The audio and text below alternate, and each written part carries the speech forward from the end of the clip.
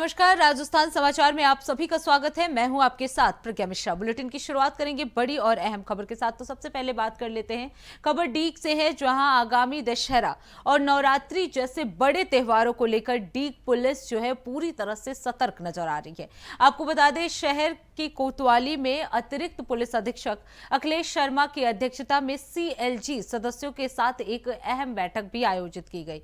आपको बता दें, बैठक में दशहरा और नवरात्रों को शांति, सौहार्द और परस्पर भाईचारे के साथ मनाने को लेकर चर्चा भी की गई। साथ ही शहर में बढ़ती अराजकता, छेड़छाड़ की घटनाएं, रामलीला मंचन की सुरक्षा और चोरी की वारदातों को लेकर सीएलजी सदस्यों ने अपनी चिंता जाहिर की है। इस दौरान पुलिस ने सभी से अपील की कि वो असामाजिक तत्वों पर नजर रखें और किसी भी संदिग्ध गतिविधि की सूचना तुरंत पुलिस को दे।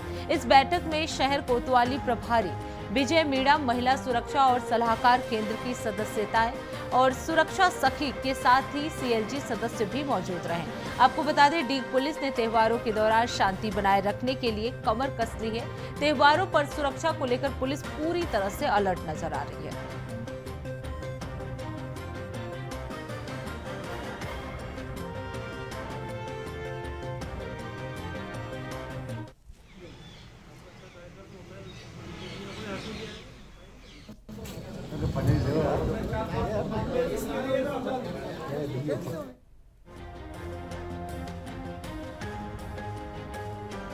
सीएलजी मेंबर्स हैं, सुरक्षा सखियां हैं और कम्युनिटी से जुड़ी हुई जितने भी लोग हैं मौजूद, उन सब लोगों को यहाँ बुलाया गया। आगामी त्योहारों के मद्देनज़र जो कानून व्यवस्था की स्थिति है आप उसको मेंटेन करने के लिए सीएलजी मीटिंग आयोजित की गई। कोई बहुत ज़्यादा ऐसे बड़े इश्यूज़ पब्लिक के नहीं है, छोटे छोटे इश्यूज़ हैं, जैसे कि ट्रैफिक है या कहीं पे कोई रास्ते चलते कोई छेड़खानी की समस्या, उनको हमने सीएलजी का जो रजिस्टर है उसमें नोट कर लिया है और इसका अविलंब समाधान पुलिस के द्वारा किया जाएगा। करेंगे मंडे के दिन, मतलब कोई हाट वगैरह लगती है, वहाँ कुछ लड़के आते हैं, तो अब की बार जब जो है समाधान कर देंगे उस समस्या। अब रुक कर लेते हैं अगली खबर की। खबर नसीराबाद से है, जहां दशहरा और दुर्गा प्रतिमा विसर्जन जैसे बड़े धार्मिक आयोजनों को लेकर नसीराबाद में पुलिस प्रशासन जो है वो पूरी तरह से मुस्तैद नजर आ रही है। आपको बता दें, इसी कड़ी में सिटी थाना परिसर में सीएलजी सदस्यों के साथ एक अहम बैठक का आयोजन किया गया। पुलिस उपाधीक्षक जनरल सिंह की अध्यक्षता में हुई इस बैठक में तहसीलदार नानूलाल यादव, थाना अधिकारी अनिल देव और कल्ला छावनी परिषद के सेनेटरी इंस्पेक्टर रवि कुमार सहित सीएलजी सदस्य, शांति समिति, पुलिस मित्र और सुरक्षा सखियां शामिल रही। आपको बता दें, बैठक में दुर्गा प्रतिमा विसर्जन, दशहरा मेला और रावण दहन का कार्यक्रम की रूपरेखा भी इस दौरान तय की गई। बैठक में स्थानीय शांति समिति के सदस्य विजय मेहरा, राहुल गुर्जर, अजय गौर और नवाबी कुरैशी सहित कई गणमान्य लोग जो हैं वो मौजूद रहे। आपको बता दें, प्रशासन और दशहरा मेला समिति ने आम जन से अपील की है कि वो अधिक संख्या में आयोजन में भाग ले और धार्मिक पर्व को शांति और भाईचारे के साथ सफल बनाए।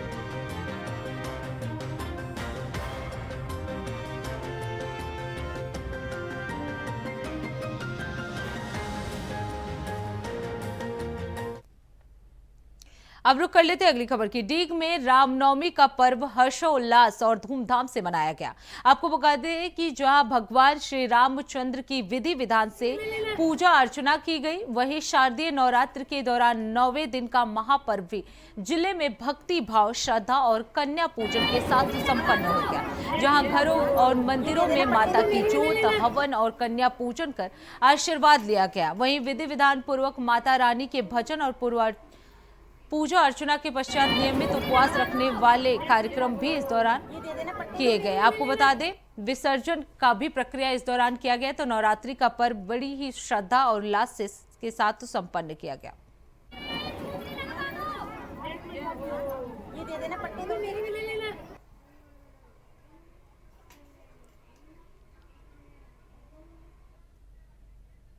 अब रुक करते हैं अगली खबर की। राजस्थान में बच्चों के लिए जानलेवा दवा बनाने वाली कंपनी केएसएस फार्मा लिमिटेड के जयपुर के सरना डुंगर इंडस्ट्रियल एरिया स्थित इस कंपनी की फैक्ट्री पर अब ताले लग गए हैं। आपको बता दें, फैक्ट्री मालिक सहित कई कर्मचारी वहां पे मौजूद नहीं थे।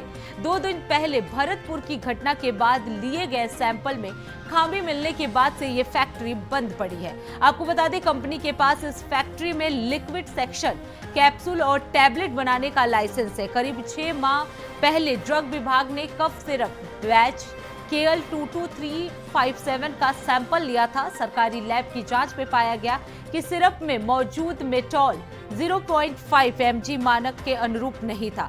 लेकिन बड़ा सवाल यह है कि डिबार होने के बावजूद कंपनी की अन्य दवाओं की सप्लाई सरकारी अस्पतालों में जारी रही।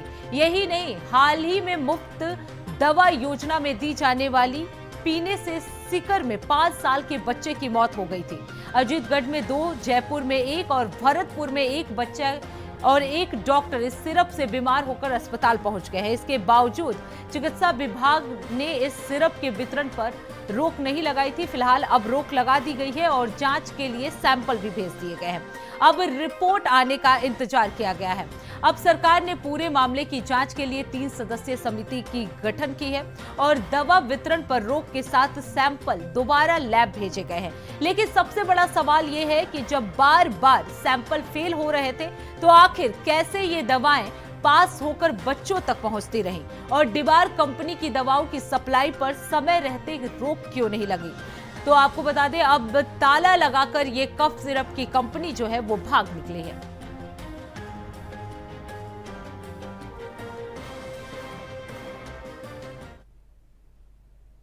अब रुक कर लेते हैं अगली खबर की। वोट चोरी को लेकर राजस्थान में राजनीति गरमाई हुई है और आरोप प्रत्यारोप का दौर जो है वो लगातार तेज होता जा रहा है।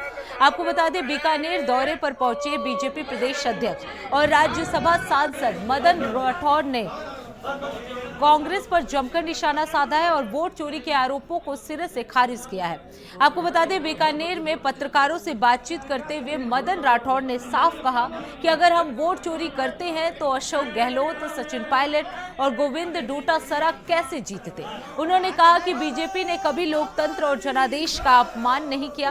कांग्रेस को घेरते हुए राठौर बोले कि जहां जहां कांग्रेस हारती है वहां ईवीएम को दोष देने लगती है, लेकिन जहां वो जीतते हैं वहां सब कुछ ठीक लगने लगता है। बीजेपी प्रदेश अध्यक्ष ने कहा कि अगर हम सच में मठाधीशों को हराना चाहते हैं तो आज तस्वीर कुछ और होती। बीजेपी प्रदेश अध्यक्ष के इन बयानों के बाद अब राजस्थान की सियासत में नया मोड़ आ सकता है। अब देखना यह होगा कि कांग्रेस इस पर क्या जवाब देती है। सांस्कृतिक त्योहार है, दुर्गा अष्टमी है। आज कन्या पूजन का जो त्योहार यहाँ पर मनाया गया बीकानेर में, बहुत भव्य तरीके से, और सारा पूजन भी पंडितों ने बहुत अच्छे तरीके से करवाया विधि विधान के अनुसार, और हम अभिभूत हैं। और वास्तव में एक सांस्कृतिक हमारा धार्मिक आधार है और उस त्यौहार को हम परंपरागत तरीके से मनाते हैं और सबने मनाया, कन्या पूजन भी किया, आशीर्वाद भी प्राप्त किया। निश्चित रूप से हमें एक आत्मबल का संचार हुआ, एक आत्मविश्वास पैदा होता है। किसी भी मंदिर में जाते हैं, जब मूर्ति के सामने नतमस्तक होते हैं और हमें आशीर्वाद मिल जाता है तो कॉन्फिडेंस पैदा होता है, और कॉन्फिडेंस से जो व्यक्ति जिस किसी भी क्षेत्र में जाता है वहाँ उसको सफलता मिलती है।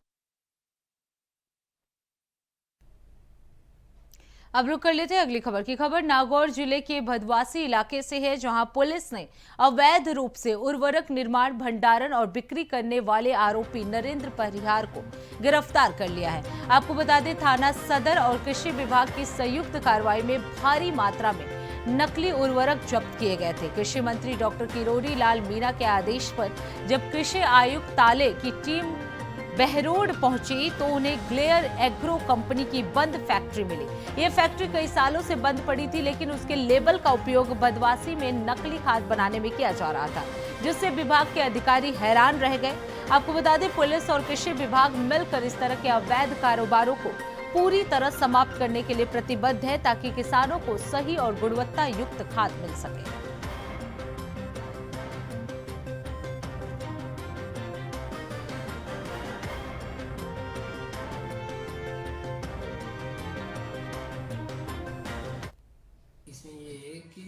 जिस फैक्ट्री में जिप्सम में की ये फैक्ट्री है बदवासी गांव में, जिसमें ये जिप्सम को दाना टाइप ब्लैक सा बना के खाद के रूप में, जैसे देखने में खाद जैसी ही लग रही है, जिस पर कृषि विभाग और पुलिस ने दोनों ने मिलकर, पुलिस ने जाके कृषि विभाग को सूचना दी, जिसके बाद उनकी टीम ने आके उसे सीज किया है।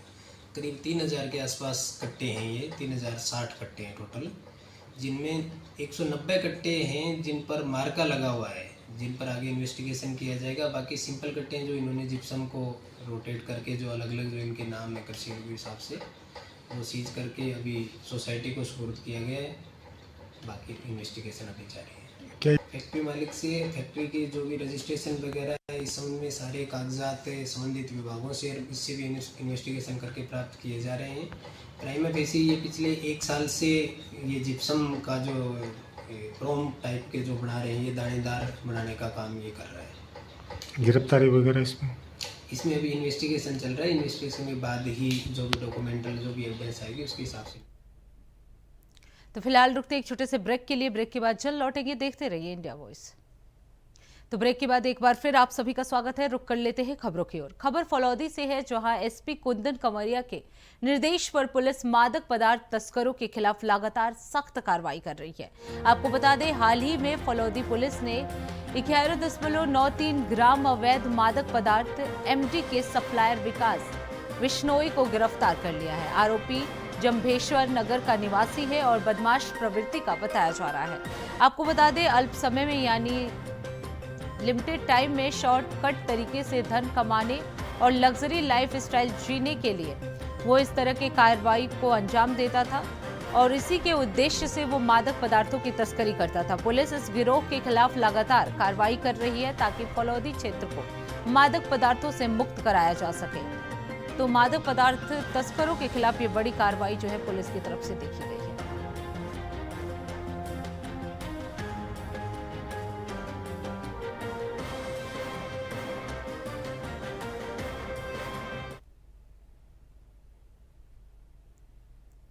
अब रुक कर लेते हैं अगली खबर की। खबर जालौर से है, जहां विशनगढ़ गांव के ग्रामीणों ने बालवाड़ा जाने वाली 9 किलोमीटर लंबी सड़क के निर्माण में भ्रष्टाचार के खिलाफ धरना दिया है। आपको बता दें, इस सड़क का निर्माण 2.50 करोड़ रुपए की लागत से इस वर्ष शुरू हुआ था, लेकिन ठेकेदार और पीडब्ल्यूडी अधिकारियों की मिली भगत से केवल मरम्मत का काम किया गया। आपको बता दें, अगस्त में ही सड़क टूटने लगी थी, जिससे इलाके में कई हादसे हो चुके हैं। ये सड़क कई तीर्थ स्थलों के लिए शॉर्टकट है और पैदल यात्रियों और वाहनों के लिए महत्वपूर्ण मार्ग माना जाता है। ग्रामीणों ने बताया कि पहले भी गुणवत्ता को लेकर सड़क निर्माण रोका गया था और पीडब्ल्यूडी अधिकारियों और बीजेपी मंडल अध्यक्ष उत्तम चंद गर्ग की मौजूदगी में जांच हुई थी, जिसमें गड़बड़ी पाई गई थी। अधिकारियों ने सुधार का आश्वासन दिया, लेकिन हकीकत में केवल लीपापोती हुई है। सड़क के सूचना बोर्ड पर अधीक्षण अभियंता या सहायक अभियंता का नाम भी नहीं है, केवल ठेकेदार कंपनी का उल्लेख किया गया है। ग्रामीण अब जल्द उचित कार्रवाई की मांग कर रहे हैं।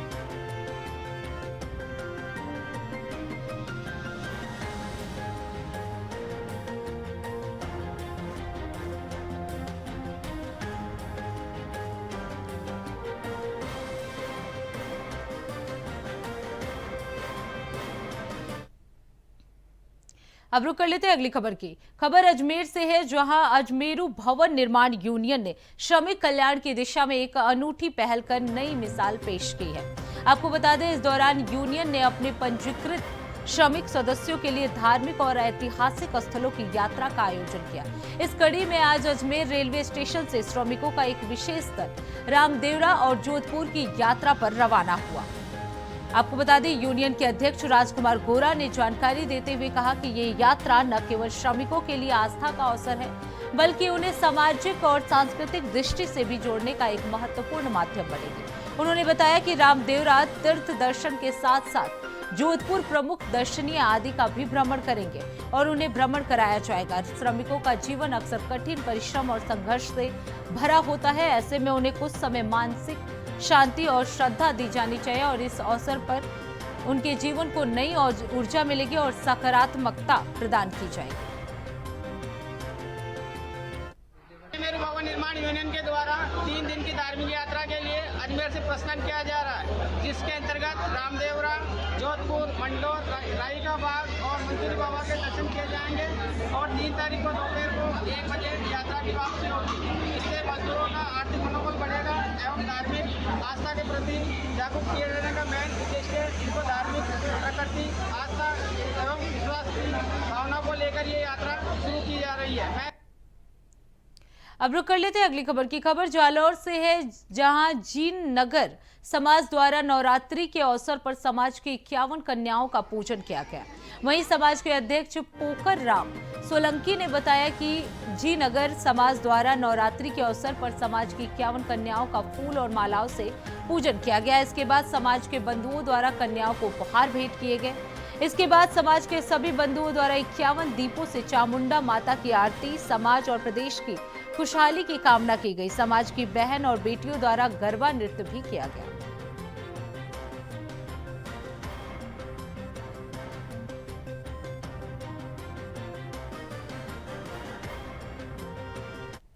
अब रुक कर लेते हैं अगली खबर की। खबर हरसोर से है, जहां कस्बे के वरिष्ठ अध्यापक कुदरत अली की सेवानिवृत्ति पर भव्य अभिनंदन समारोह हुआ। उनके सम्मान में जुलूस निकाला गया, जिसमें ढोल नगाड़ों की थाप पर पूरा गांव नाचता हुआ कुदरत अली का स्वागत करके निकला। आपको बता दें, ग्राम विकास अधिकारी महावीर के मार्गदर्शन में जुलूस प्रमुख मार्गों से गुजरा, जहां ग्रामीणों ने पुष्प वर्षा कर उन्हें सम्मानित किया। समारोह में कुदरत अली मुख्य अतिथि रहे और साथ ही कांग्रेस नेता तौफीक शाह और वरिष्ठ पत्रकार सही मोहम्मद ने अपनी उपस्थिति से कार्यक्रम की गरिमा बढ़ाई। वक्ताओं ने कुदरत अली के शैक्षिक योगदान और समाज की सेवा की प्रशंसा भी की। आपको बता दें, पूरे दिन गांव में मुबारकबाद और सम्मान का माहौल बना रहा। ग्रामीणों ने कहा कि उनकी सेवाएं सदैव प्रेरणा स्रोत बनी रहेंगी। ये दिन हरसोर के इतिहास का एक यादगार पल बन गया है।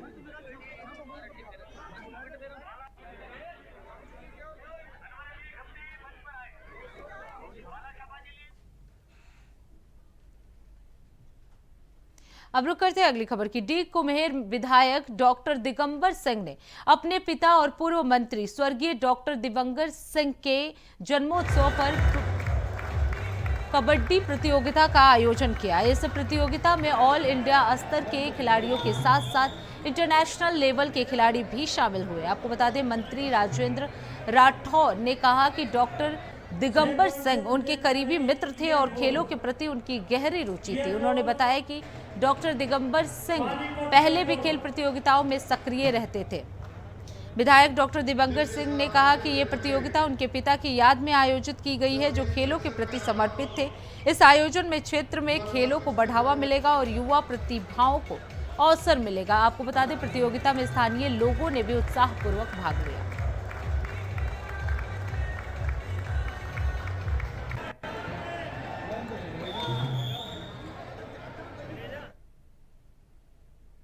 अब रुक कर लेते हैं अगली खबर की। खबर सीकर जिले से है, जहां लोसल कस्बे में ज्वेलर व्यापारी धर्मेंद्र सोनी पर जानलेवा हमला कर लाखों रुपए की नकदी और सोना लूट लिया गया है। आपको बता दें, धर्मेंद्र सोनी रात को अपनी दुकान से घर लौट रहे थे, तभी घर के गेट के पास पीछे से 2 बाइकों पर आए 5 नकाबपोश बदमाशों ने उन पर हमला कर दिया। बदमाशों ने उनके गले से सोने की चेन, जेब से लगभग 2 लाख रुपए की नकदी और 45 ग्राम सोना छीन लिया। व्यापारी के पास से सोना चांदी से भरा बैग भी छीनने की कोशिश की गई, लेकिन धर्मेंद्र ने बैग नहीं छोड़ा। उनकी चिल्लाने की आवाज सुनकर पड़ोसी मौके पर पहुंचे और बचाव करने लगे, जिससे बदमाश फरार हो गया। मारपीट में धर्मेंद्र के सिर में चोट आई है, जिनका प्राथमिक उपचार उप जिला अस्पताल में हुआ और बाद में सीकर रेफर कर दिया गया। प्रत्यक्षदर्शियों के मुताबिक बदमाशों के हाथ में सरिया और लाठी थी। पुलिस ने मौके पर पहुंचकर जांच शुरू कर दी है। बाइक पर सवार बदमाशों की तस्वीरें सीसीटीवी कैमरे में कैद हो गई है, जो जांच में अहम साबित हो गई।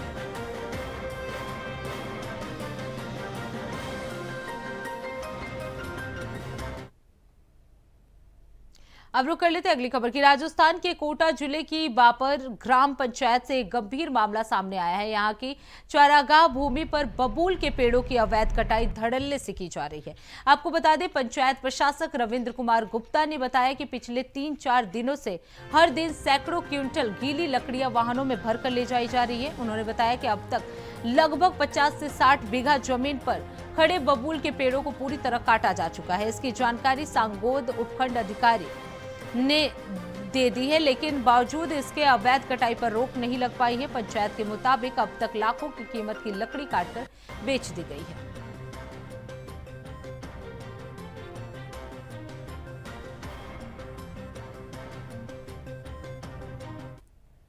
अब रुक कर लेते हैं अगली खबर की। डीग जिले में आवारा कुत्तों का आतंक आम जनता के लिए परेशानी बनता जा रहा है। आपको बता दें, रोजाना जिला चिकित्सालय में 10 से 15 लोग कुत्तों के काटने के इलाज के लिए पहुंच रहे हैं। इसके बावजूद सरकार का पशु जन्म नियंत्रण यानी ABC कार्यक्रम नसबंदी और टीकाकरण के जरिए कुत्तों की संख्या नियंत्रण में रखने का प्रयास कर रहे हैं, लेकिन आवारा कुत्तों की बढ़ती संख्या से स्थानीय लोगों का जीवन प्रभावित हो गया है।